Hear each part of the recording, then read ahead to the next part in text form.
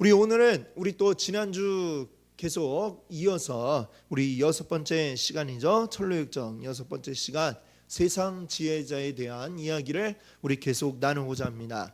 내용이 많아서 지난주에 우리가 반을 했고 이번 주에 이제 계속 또 이어서 가겠습니다. 지금 이 크리스찬의 지금 여정이 지금 어떻게 돼가고 있습니까?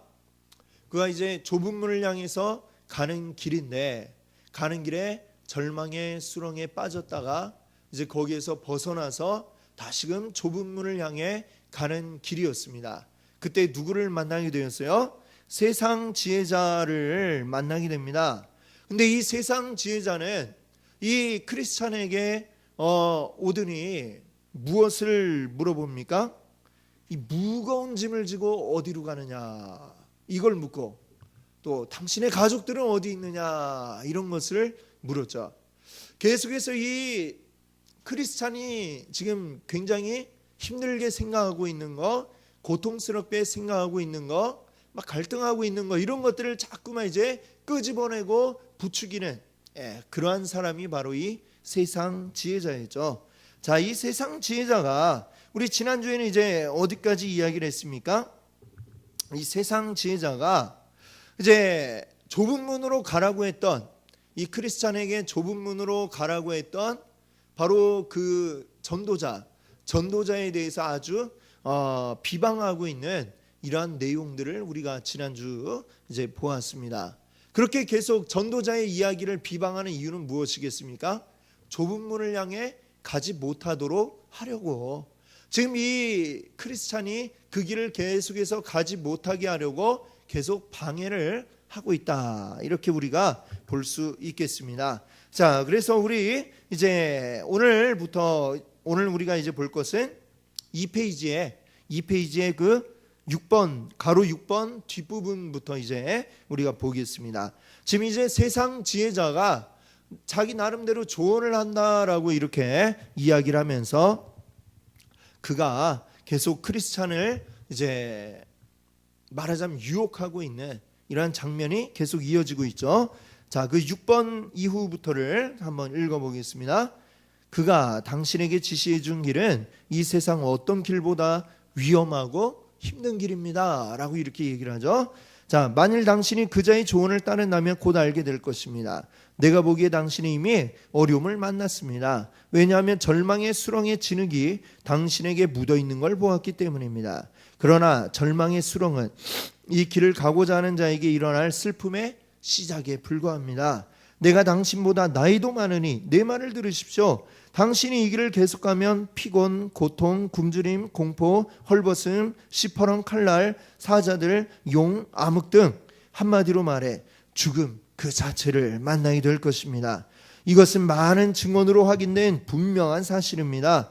왜 낯선 사람의 말을 듣고 자신을 이렇게 부주의하게 내던집니까?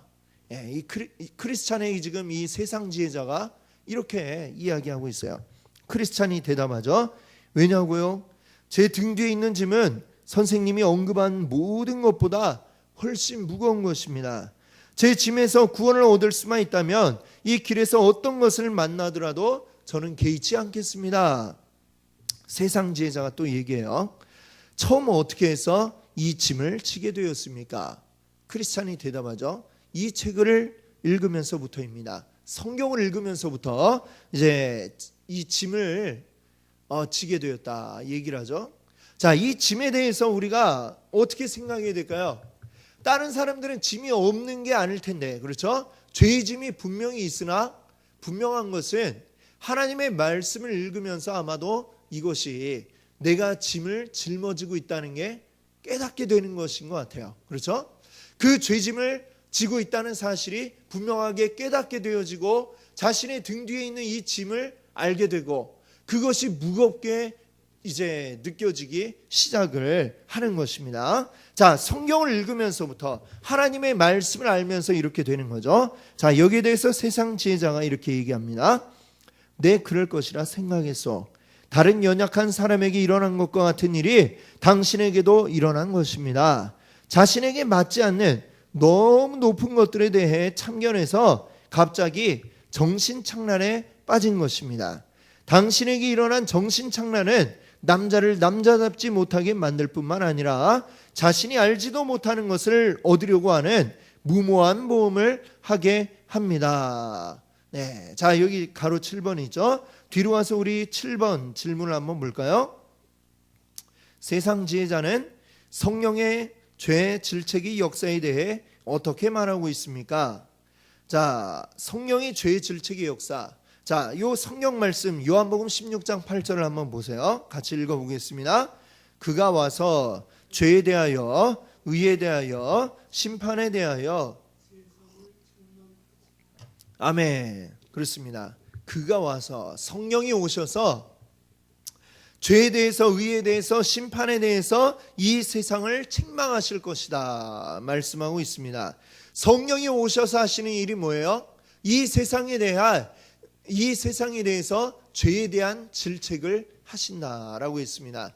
그런데 이 죄의 질책, 죄에 대해서 끊임없이 고통스러워하고 그 죄의 짐을 벗어 던지고 싶어하는 이 크리스찬의 갈망, 이것을 이 세상 지혜자는 뭐라고 이야기를 합니까? 앞에 그 7번 가로 7번 앞부분을 보세요. 당신은 갑자기 어디에 빠졌다고 얘기를 해요? 정신착란에 빠졌다라고 이렇게 이야기를 합니다. 정신착란, 그렇죠? 자, 세상 지혜자는 이 성령이 하시는 죄의 질책의 역사를 정신착란 정도로 이야기를 하고 있습니다. 죄에 대해서 깨닫는, 죄의 각성을 무시하고 거기서 떠나게 만들려고 지금 유혹을 하고 있는 것이죠. 성령이 우리에게 죄를 깨닫게 하시는 이 역사는 우리가 크리스찬이 되어서 하나님께로 나아가는데 반드시 있어야만 하는 이러한 과정입니다. 우리가 죄에 대해서 깨닫지 못하고 죄인이라는 사실을 알지 못하면 우리는 하나님 앞에 회개할 이유가 없고 그리고 하나님 앞에 나아갈 이유를 찾지 못하게 되는데, 지금 이 세상 지혜자는 지금 그 과정 자체를 이제 무시하고 있는 겁니다. 그리고 그것으로부터 벗어나서 계속해서 다른 길로 가게 만들려는 이러한 유혹을 지금 하고 있는 것을 우리가 이 말씀들을 통해 보고 있습니다. 자, 그 뒤에를 한번 읽어볼까요? 이제 3페이지 와서 7번 뒤에 크리스찬의 대답입니다. 저는 제가 얻고자 하는 것을 알고 있습니다. 그것은 제 무거운 죄짐을 벗는 것입니다. 자, 이 크리스찬은 계속해서 이 무거운 짐, 이 짐을 벗어버리고 싶다라는 이야기를 계속합니다. 여기에 세상 지혜자가 또 다시 이야기를 하죠. 그런데 왜 수많은 위험이 도사리고 있는 이 길에서 쉬운 것을 찾으려는 것이요? 지금 이 얘기는 뭐예요?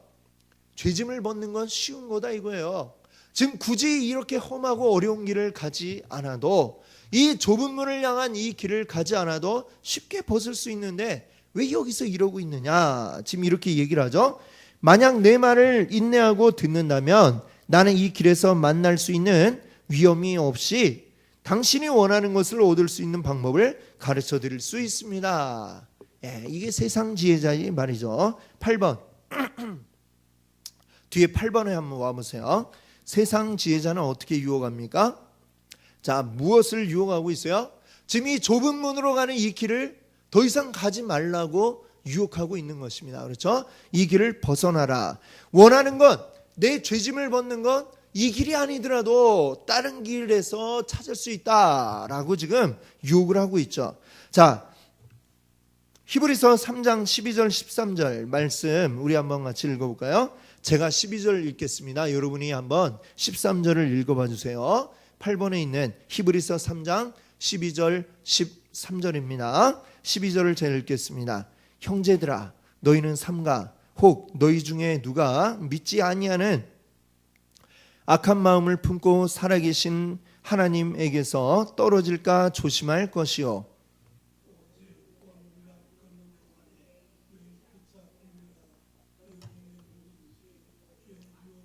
완고하게 되지 않도록 하라. 아멘. 자, 여기 보니까 뭐라고 했습니까? 누구든지 죄의 유혹으로 완고하게 되지 않도록 하라 라고 그랬습니다. 지금 죄의 유혹은 뭐예요? 끊임없이 우리가 주님을 향하여 좁은 문을 향해 달려가야 하는데 이 길을 가지 못하게 계속해서 곁길로 빠지도록 우리를 유혹하고 있는 것이죠. 자, 이 유혹을 받게 되면 어떻게 될까요? 우리는 진리를 향해 나아가야 되겠다라는 마음이 우리에게서 사라지게 됩니다. 지금 이 크리스찬이 지금 그래요. 그 곁길에 대한, 다른 길에 대한 유혹을 받으니까 꼭 이 길을 가야만 되나 하는 의심이 그에게 들게 되었던 것이죠. 그리고 육신적인 것을 얻기 위해서 결국에는 진리를 떠나가게 됩니다. 그게 바로 이 유혹의 결과다라고 하는 것입니다. 자, 이제 그 다음 번을 우리 계속 읽어볼까요? 8번 뒤에, 가로 8번 뒤에요. 3페이지. 정말입니다. 그 방법은 가까이 있습니다.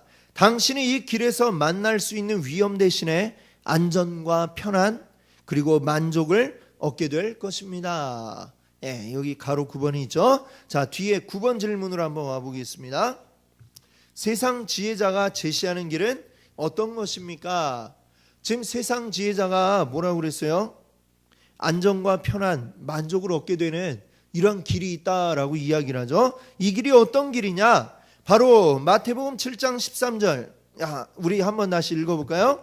좁은 문으로 들어가라. 멸망으로 인도하는 문은 크고 그 길이 넓어 그리로 들어가는 자가 많고. 아멘. 지금 세상 지혜자가 인도하는 문은 어떤 길입니까? 크고 그 길이 넓어 그 길로 들어가는 자가 많은 그 길로 지금 인도하고 있는 것이죠. 자, 이 길은 어떤 길입니까? 굳이 자기를 부정하지 않아도 되는 그러한 길이고 굳이 십자가를 짊어지지 않아도 되는 바로 그러한 길인 것입니다. 그렇기 때문에 이 길은 사람들에게 인기가 많을 수밖에 없겠죠.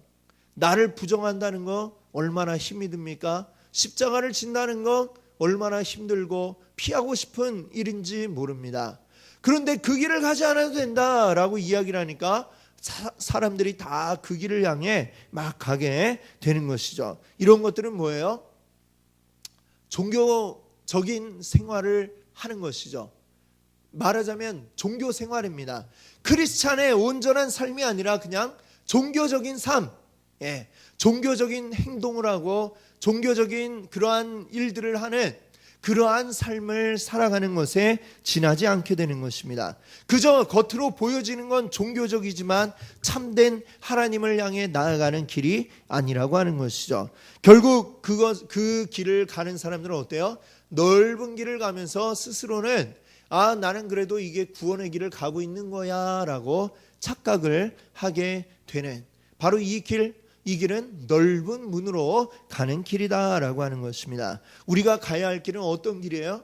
좁은 문을 향해서 그 길을 가야만 한다라는 사실을 우리가 기억할 수 있기를 바랍니다. 자, 다시 3페이지로 와서요. 9번 뒤에 부분을 한번 읽어보겠습니다. 크리스천이 마음이 흔들렸어요. 흔들려갖고 이제 얘기합니다. 선생님 부탁합니다. 그 비밀을 저에게도 알려주십시오. 그렇죠? 완전히 이제 흔들려 버렸어요. 세상 지혜자가 이야기합니다. 자, 저쪽 마을에, 그 마을의 이름은 도덕이라고 하는 마을이에요. 그 마을에 율법주의자라고 하는 신사가 살고 있습니다. 그는 판단력이 뛰어나고 좋은 평판을 얻고 있는 분이요. 그분은 당신이 지고 있는 짐들을 어깨에서 벗을 수 있도록 도와줄 수 있는 기술이 있습니다. 내가 알기로는 그는 이런 방법들로 많은 선한 행위를 하신 분입니다. 뿐만 아니라 등에 지워진 자신들의 짐 때문에 약간 정신이 나간 사람들을 고칠 수 있는 기술이 있습니다. 지금 등 뒤에 짐을 짊어지고 있는 이 크리스찬을 향해서 정신착란이라고 아까는 얘기하더니 정신 나간 사람이라고 계속해서 이야기하고 있죠. 자, 계속 읽겠습니다. 내가 말한 것처럼 지금 그에게 가서 도움을 받으십시오. 그의 집은 이곳에서 멀지 않습니다. 그리고 율법주의자가 집에 없다면 예의라는 이름을 가진 그의 젊은 아들이 있을 것입니다. 자, 보세요. 율법주의라는 거하고 또 예의라고 하는 건 뭐예요? 사람들이 살아가는데 이제 필요한 어떤 예의, 범절, 말하자면 이 도덕적인 것, 이런 것들을 이야기하죠. 율법주의나 세상 도덕이나 지금 이제 같은 그 한 뿌리다. 이런 얘기를 하는 겁니다. 그 젊은 아들이 있을 겁니다. 그도 늙은 아버지와 마찬가지로 기술이 있으니 당신의 짐을 벗겨줄 수 있습니다. 자, 10번. 뒤에 이제 우리 7페이지에 10번 질문 한번 볼까요? 인간의 능력으로 도덕적으로 개선해서 구원을 받을 수 있다는 세상 지혜자가 말하는 복음은 어떤 복음입니까? 자, 이것은 어떤 복음일까요? 아까 우리 본문 말씀 읽었던 갈라디아서 1장 8절 한번 볼까요? 그러나 우리나 혹은 하늘로부터 온 천사라도 우리가 너희에게 전한 복음 외에 다른 복음을 전하면 저주를 받을지어다. 아멘. 자, 답은 뭐겠습니까? 이것은 다른 복음이죠. 다른 복음. 그렇습니다. 자, 하나님이 우리에게 주신 복음은 오직 무엇으로 구원받는 것입니까? 하나님이 우리에게 보내신 예수 그리스도, 그 예수 그리스도를 믿어 우리가 구원받는 것, 이것이 참된 복음이고요. 그 외에 다른 것들은 다른 복음인데요. 사실은 복음이라는 말을 붙일 가치도 없는 것이고 다른 거짓이다, 거짓 것이다, 뭐 이렇게 이야기하고 싶습니다.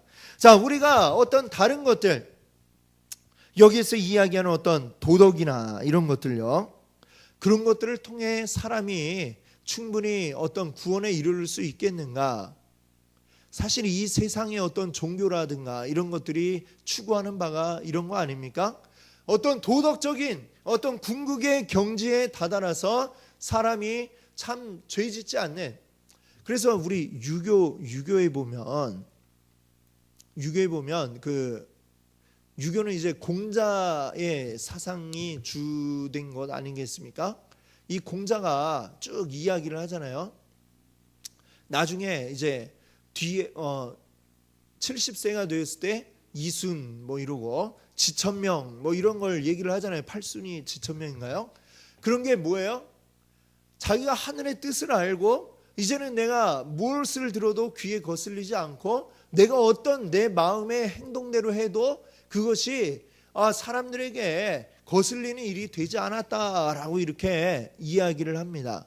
그게 말하자면 이제 이 유교가 추구하는 궁극의 경지가 되겠죠.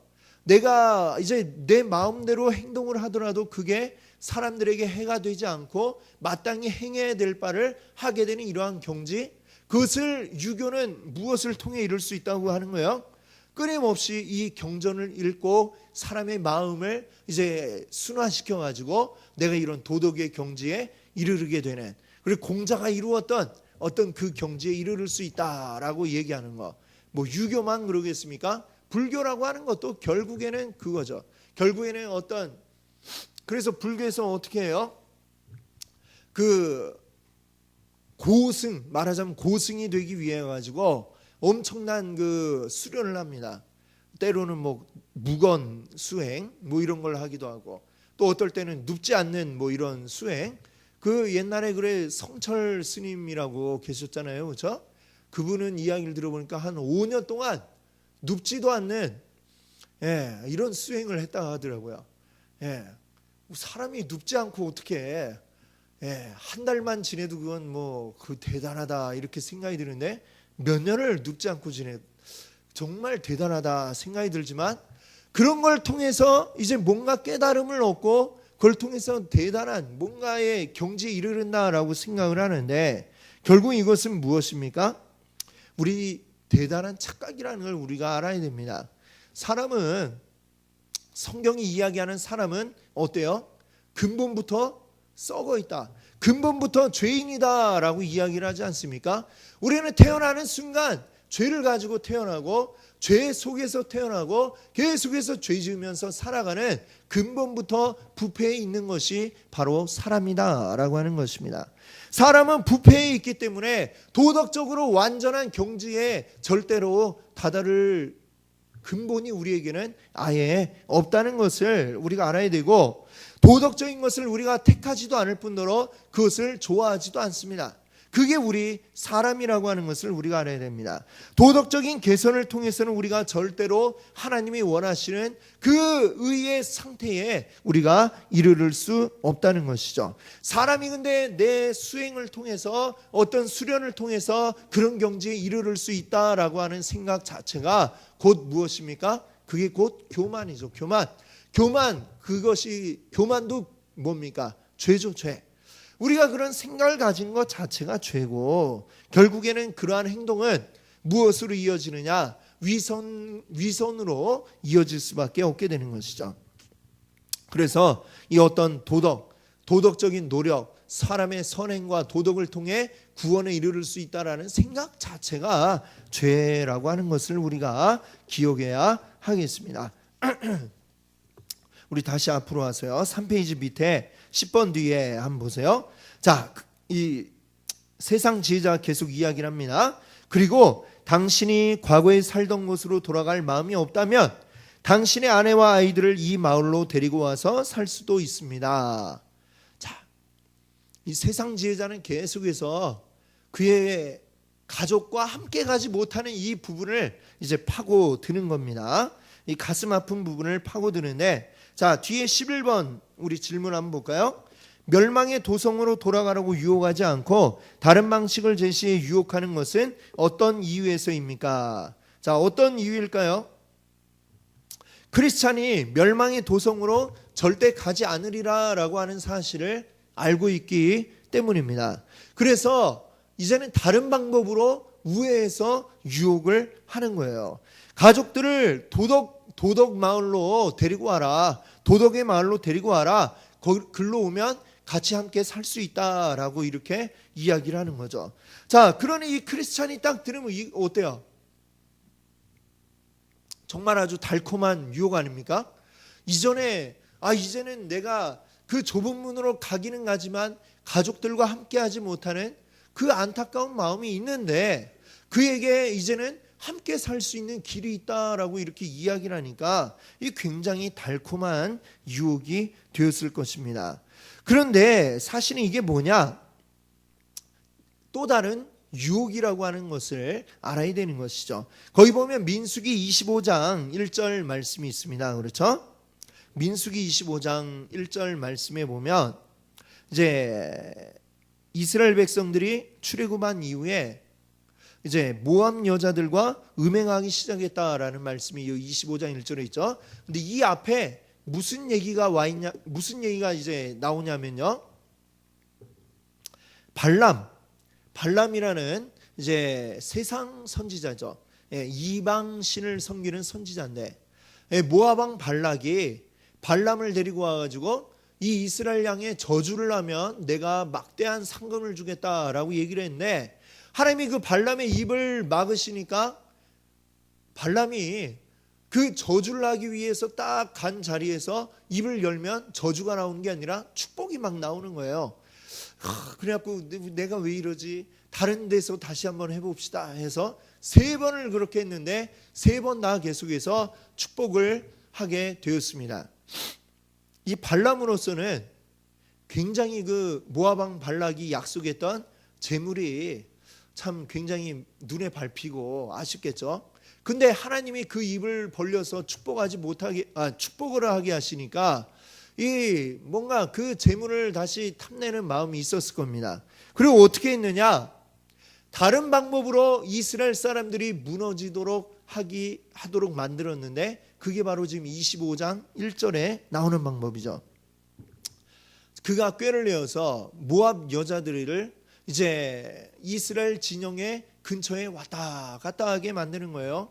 그리고 그 여인들이 이제 이스라엘 사람들을 꾀어내는 것입니다.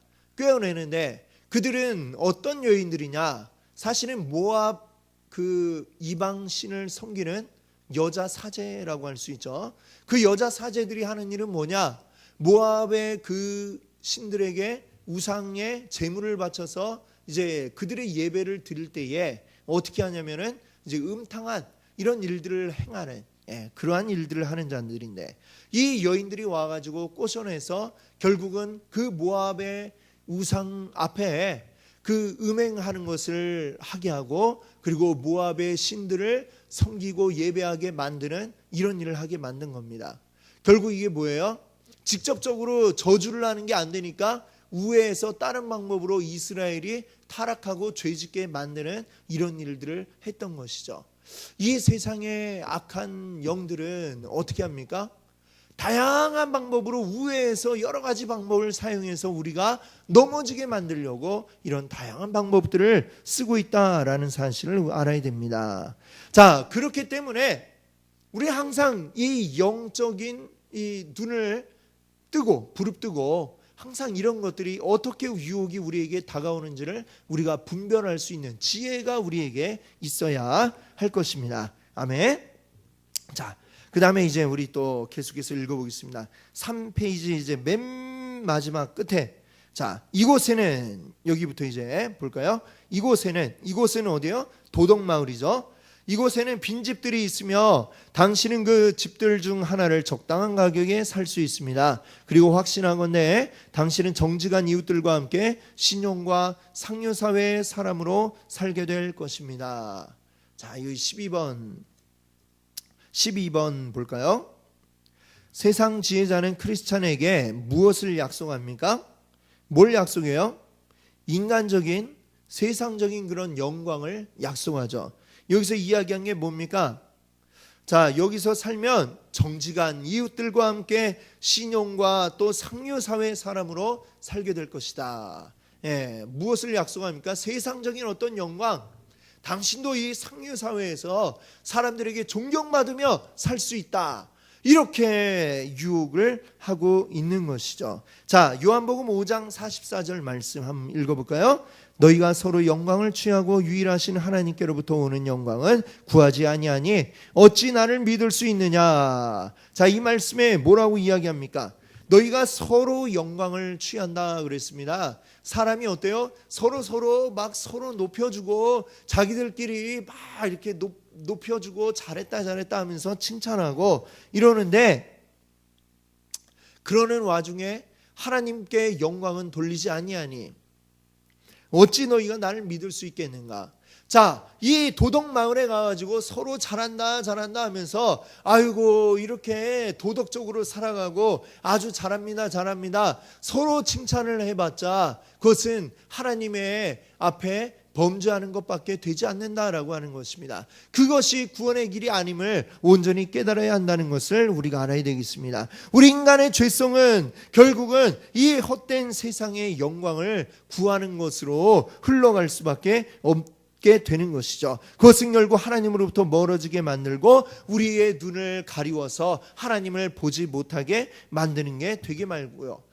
결국에 그 사람은 순례의 길을 갈 수가 없게 되는 것입니다. 자, 다시 돌아와서 우리 4페이지로 돌아와서요.